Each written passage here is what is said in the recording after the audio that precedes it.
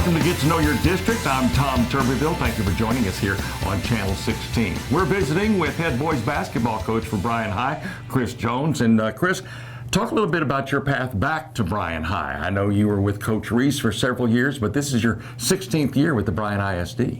Yes, sir. I came to Bryan ISD in 2001 and was an assistant coach at Bryan High School with John Reese.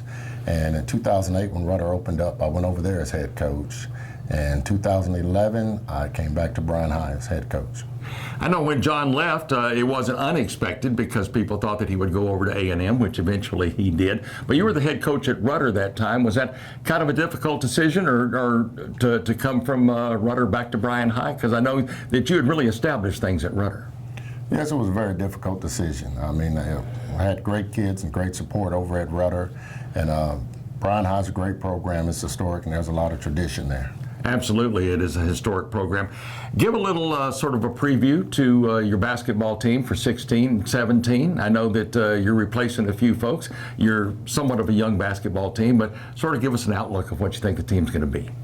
Well, this year's team's going to be kind of a different look than we've had in the last few years. We're going to have quite a few shooters this year, so we'll shoot the three a lot more than we've shot it in the past.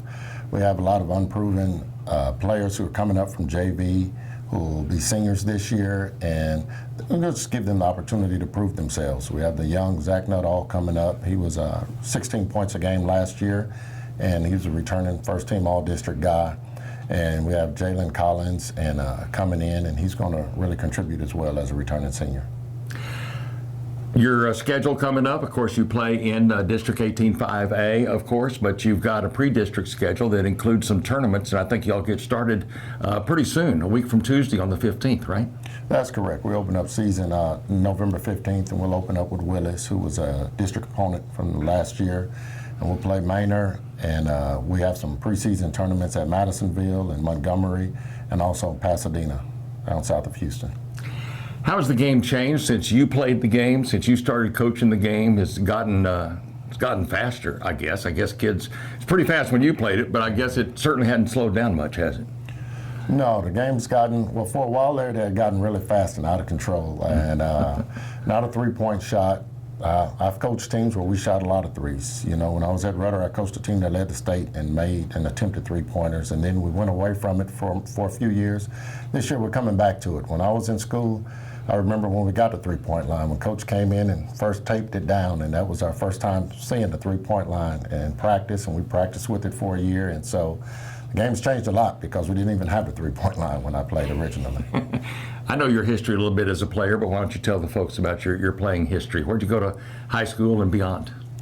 Well, I grew up in Chicago and started playing basketball in Chicago on the south side, and I played varsity basketball there. And I moved to Houston my junior year in high school and ended up graduating from Clear Creek High School. Mm-hmm. And then I went and played ball down in South Texas at Pan American, and then went out to Long Beach State. Your family, I know that you're very proud of them. They're very proud of you. Talk about your family, who they are. And I know it's tough to be a family of a basketball coach. You move around some. You've obviously stayed here for quite some time, which is fortunate. But talk about your family. Oh, my family's extremely supportive. I just had a son graduate 2 years ago from Bryan High who played for me, and you know, that was an experience, you know, coaching your son. And I actually have 5 children, but they're all older. And so I have a 10-year-old daughter who's with me now, and she's in elementary school, and she just loves sports and hanging out at the gym. And my wife, fortunately, is a military brat, and so she grew up moving a lot because her dad was in the military, and so they moved around, and so she's kind of accustomed to it. But we really like Bryan. We made it our home, like I said. We've been here 16 years. It's the longest I've lived anywhere in my life, and so we really like it here. Talk a little bit about your team a little bit more. What kind of offense do you see yourself running? You said you'd be a little bit more of a perimeter team than you were last year, but talk about the kind of defensive team you're going to be. Well, we're looking to be more up-tempo defensively. We haven't pressed a lot in years, and so we're looking to press a lot more this year because we have a lot more depth than we've had. So we'll be a situational press team, and we'll look to shoot the three and transition some. So it'll be a lot more exciting style of play. I mean, we've had some high flyers and dunkers over the last few years that were pretty exciting.